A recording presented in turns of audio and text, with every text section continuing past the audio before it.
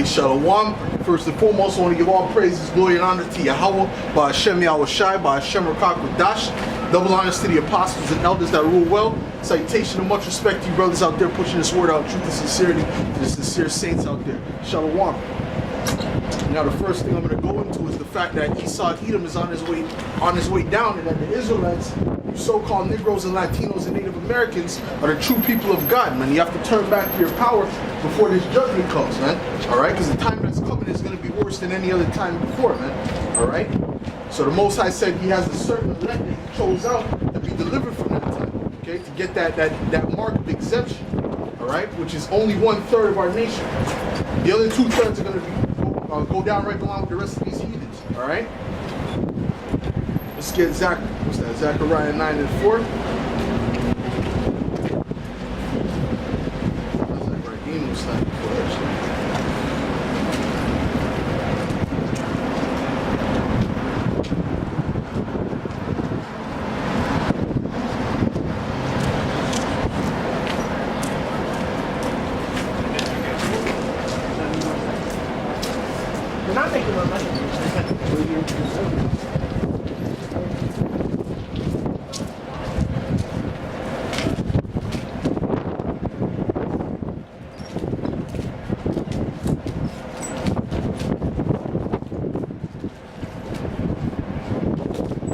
Zechariah 9.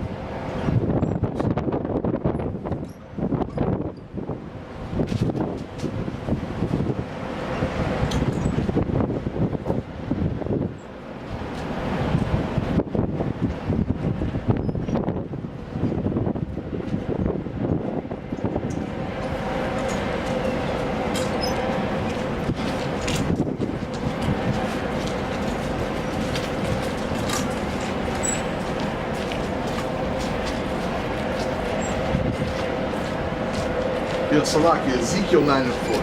Salakia. This is Ezekiel 9 verse 4, and it reads, "And the Lord said unto him, go through the midst of the city, through the midst of Jerusalem." Right? And Jerusalem is a people before it's a place, man. And it says, "And set a mark upon the foreheads of the men that sigh and that cry for all the abominations that have been done in the midst thereof." Alright, so this is what the Most High is telling to the angel. He said, listen, go throughout the city, right? Go throughout our people and find the men who are sighing and crying for the abominations in the midst thereof, right? With all the wickedness. Just like it vexed righteous Lot to hear the conversation of the wicked. Right? It's the same thing with us, man. Alright, we're vexed with this the wickedness in this world, man. Alright, starting with the ruler Esau Edom. Okay? And it says, "And to the others he said, in my hearing, go ye after him through the city and smite. Let not your eyes spare, neither have ye pity.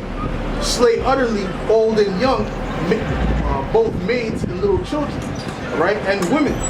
All right, so the Most High is telling them to kill everybody who doesn't have that mark of exemption. You see what I'm saying? So there's going to be a lot more people that are going to not have that mark than that do have that mark, all right? And it says, "But come not near any man upon whom is the mark, and begin at my sanctuary." Then they began at the ancient men which were before the house, man. All right, so the Most High is going to send the angels out as spiritual hitmen, all right, to destroy the majority of these people, man. Okay, start with the 2/3. All right, so the 2/3 of the Israelites that don't want to get right, don't want to come back to the Heavenly Father, they're going to get caught up in that sweep, man. All right, just like it happened in the Babylonian Empire when they came up against you, all right, and it happened in the Roman Empire in 70 AD. They were starving out the Israelites, okay? Vespasian, all right? They surrounded the Israelites. They surrounded Jerusalem, all right? And they were starving them out. No food could come in. Nobody could come out, all right? So it was a great siege upon our people, man, all right? So that thing is about to happen again, all right? That's about to happen again, times 10, all right? Let's get Zechariah 13 and 8. All right, this is Zechariah 13. verse 8, and it reads, "And it shall come to pass that in all the land, saith the Lord, 2 parts therein shall be cut off and die, but the third shall be left therein." So 2 parts is 2 parts is 2/3. All right, so 2/3 of our people are going to get caught up in that. All right, and the other 1/3, right, they're going to be delivered. That would be considered the elect. Okay, but everyone's not an elect. All right, the elect is going to have that mark of the exemption, while the 2/3 are going to get swept up in that spiritual hit that those angels are going to do. All right, and it says, "And I will bring the third part through the fire," right, through the affliction, okay, "and will refine them as silver is refined, and will try them as gold is tried. Then shall they call upon my name, and I will hear them. And I will say, it is my people, and they shall say, the Lord is my power." All right, so that's only going to be the elect. Because right now, spiritually, only the elect of the nation of Israel, right, which is our people, are really Israelites, man. Okay, the 2/3 are really considered heathen right now. Why? Because they're following the philosophies of the heathen. They're acting like heathen. Okay, that's where you get the Gentiles in the New Testament for the most part. If it speaks about a Gentile and salvation, that's speaking about an Israelite, man. That's not speaking about another nation. You see, Esau done confused your mind with that doctrine. All right, that's the doctrine of what we call plantation Christianity, man. All right, that love everybody's spirit, man. While he had you in slavery, man, that bullshit. You understand? The truth of the matter is, you are the Israelites, man. And the Most High is coming to deliver you out of this captivity that you're presently in, man. Okay?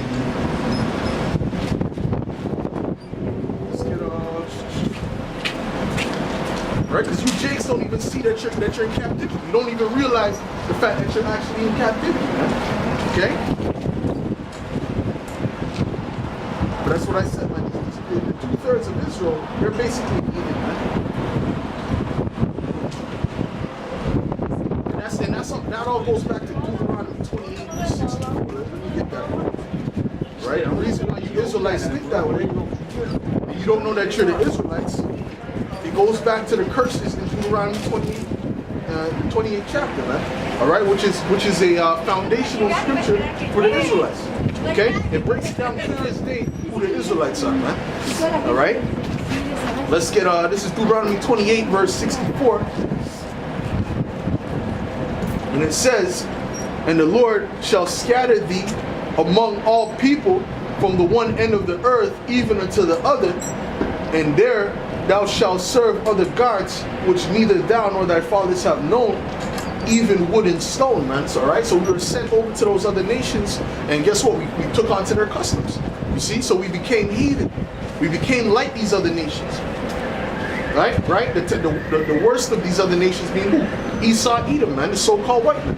All right, we took on to this philosophy, man, this Babylonian philosophy. Okay? So the 2/3. They want to hold on to that. So like I said, spiritually, they're not really Israelites, man. All right? Let's get Romans 9 chapter. Okay?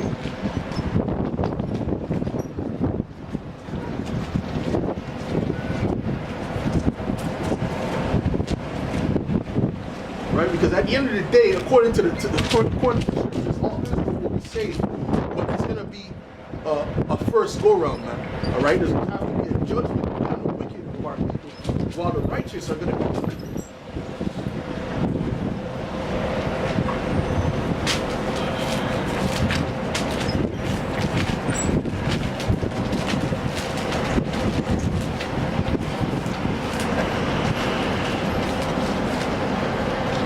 This is Romans 9, verse. I'll start at verse.